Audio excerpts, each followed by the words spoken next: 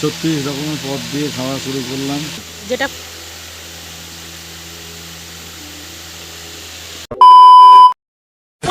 Hello everyone, welcome back to my channel. কি মজা, আজকে যাচ্ছি বাপের বাড়িতে। কেন যাচ্ছি জানো তো? আজকে ষষ্ঠী। তো ষষ্ঠীর দিন, আজকে ষষ্ঠীর দিন সকাল সকাল যাচ্ছি। তো বাড়িতে এখানে পুজো দিয়েছি, ষষ্ঠীর পুজো দিয়ে এখন রেডি টেডি হয়ে এখন বেরোবো, ছেলেকে ফোঁটা দিয়ে। তো এখন যাচ্ছি, মানে বেরোবো বাড়ি যাওয়ার উদ্দেশ্যে। তো কি মজা, বাপের বাড়িতে যাব আজকে অনেক দিন পর, আবারও গিয়ে থাকা হবে। চট করে যেতাম আর চলে আসতাম, আর এখন যাচ্ছি। এদিকে মাও আমাকে ফোঁটা দিচ্ছে, এরপরে আমরা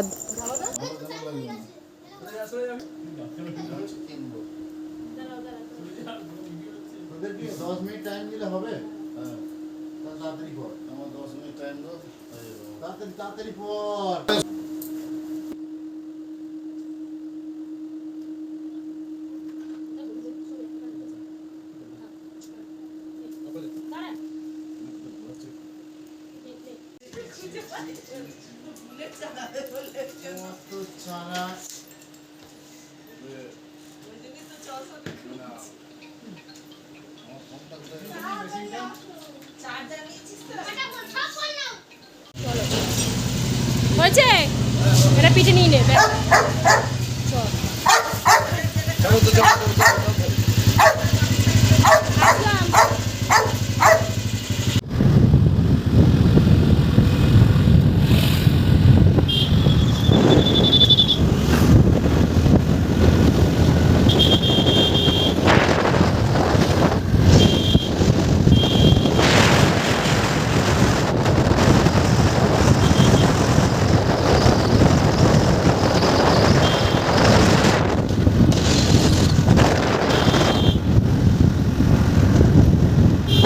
বাড়ি থেকে সবাই একসাথেই বেরিয়েছিলাম। আর এখানে দেখো, দেওর আগে করে চলে এসেছিলো, ওরও শ্বশুরবাড়ি নবদ্বীপ, আর আমার শ্বশুরবাড়িও মানে শ্বশুরবাড়ি না, সরি, আমার বাপের বাড়িও নবদ্বীপ। তো দুজনের একই জায়গায়, আর ওই জন্য একসাথেই সবাই মানে বের হয়েছিলাম বাড়ি থেকে। চলে এসেছি পারুলিয়ার। এখানে জানি না ওরা কিছু একটা কি কেনাকাটা করবে বলে আবার উল্টো দিকে চলে গেল।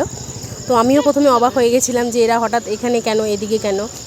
আর দেখো, জামাষষ্ঠী বলে না, ভেতরের মার্কেটের, পারুলিয়ার ভেতরের মার্কেটে যেটা আছে না, মানে ওখানে ফাঁকা ফাঁকা, কিন্তু বাজারের সামনে কিন্তু প্রচণ্ড ভিড়। সোজা এখন আমরা চলে এসেছি একদম হাই রোডের সামনে। তো হাই রোড দিয়ে সোজা চলে গেলাম। আর ওদিকে দেখো বর মানে গাড়ি চালিয়ে চলে গেল, আর আমরা সব পেছনে, মানে আমি আর আমার ভাই যাচ্ছিলাম।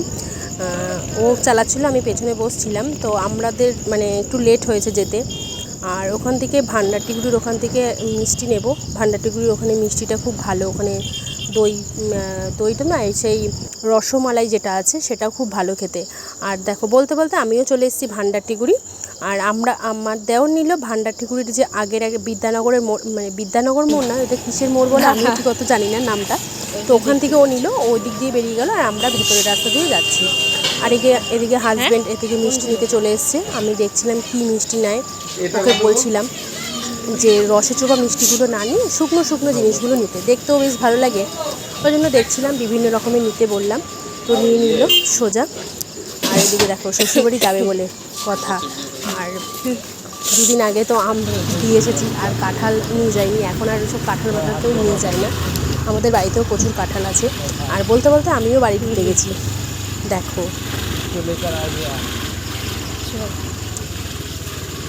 চলে এসেছি। ওদিকে দেখি বড় আগে থাকতে দাঁড়িয়ে আছে। তো বাবা ছিল না, তো বাবা পরে এসছে। আর এখানে রেখে দিলি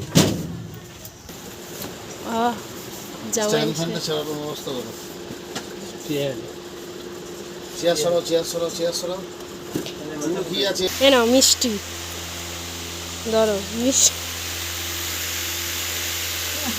বাবা কোথায়? বাবা আমায় ফোন করলো, দিয়ে এখন কোথায় গেল? দাঁড়াও দেখি।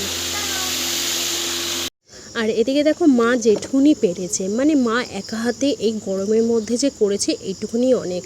আর আমারও আসতে প্রচণ্ড লেট হয়েছে। আর এই বছর না বোনের বরটাও আসেনি।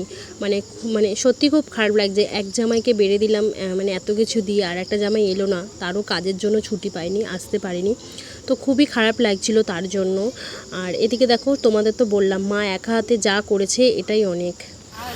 আর আজকে ষষ্ঠী বলে আমার না আজকে চিড়ে মাখা, তাই ওরা আমাকে নিয়ে কি করছে, মানে ওদের মানে আমার সামনে বসে, বা আজকে কিছু খেতে পাচ্ছি না বলে, তাই জন্য।